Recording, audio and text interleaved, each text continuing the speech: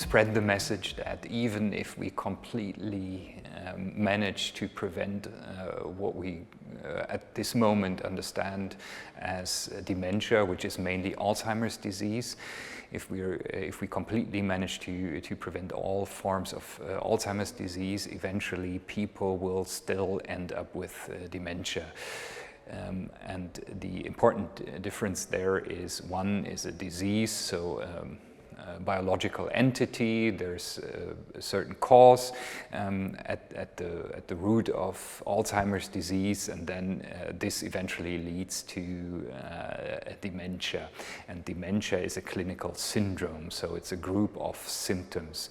And even if by whatever means, if we find this holy grail of dementia prevention, we are able to prevent Alzheimer's disease, for example, people will still develop dementias, but of different origins. That means that many people will continue to suffer from dementia, maybe later during their life course, but a group of people will always need our attention, our care.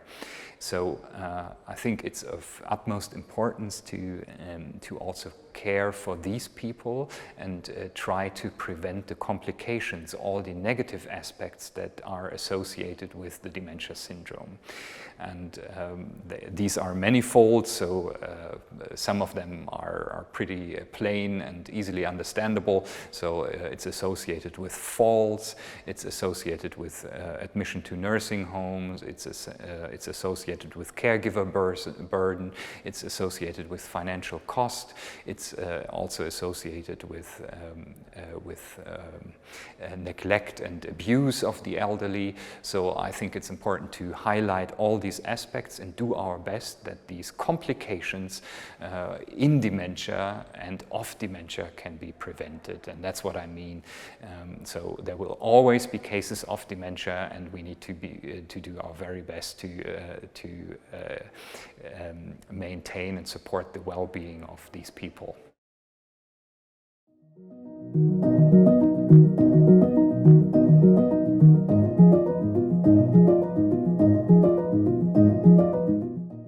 We try to address the question of if it's actually possible to improve the quality of life of nursing home residents in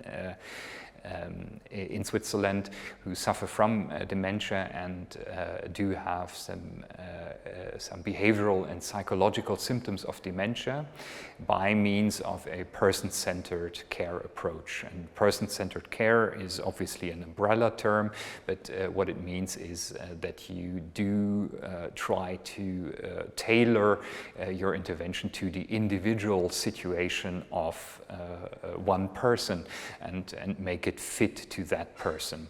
And what we did is we came up with an intervention that is called a person profile that consists in a process that looks at, well, what is the situation of the person at this moment, what is the problem, if you wish, and then what should it be like, what do we hope it was for that person, then translate that into care planning, some suggestions, what can be changed in the nursing care of that person, and then actually try to do that over time and finally reflect on what we did and what we might learn from the care of other persons.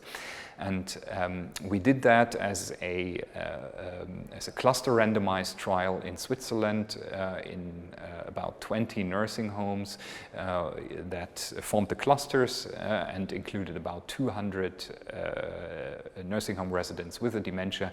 And we actually could demonstrate that our intervention led to an improved quality of life. That was our primary outcome measure in the study, albeit that improvement was small.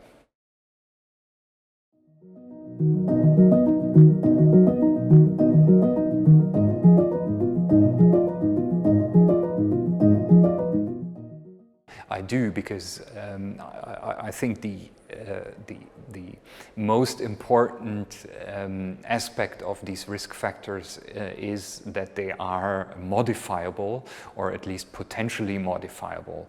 I mean, there are other risk factors that are clearly associated with dementia, like genetics, for example, but you can't really do anything about your genetics, but that is completely different with hearing and vision loss. Obviously, you can prevent or try to prevent these as well, but I think they are readily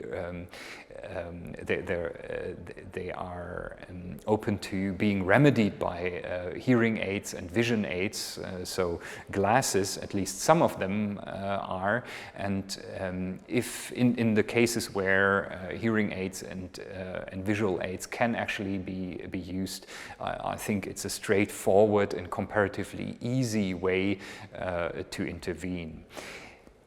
I'm not underestimating the difficulty of using hearing aids and visual aids in dementia. Later on, I think that is a known factor as well. So it's not as easy as it may seem, but it's much easier than to work on other risk factors that I believe.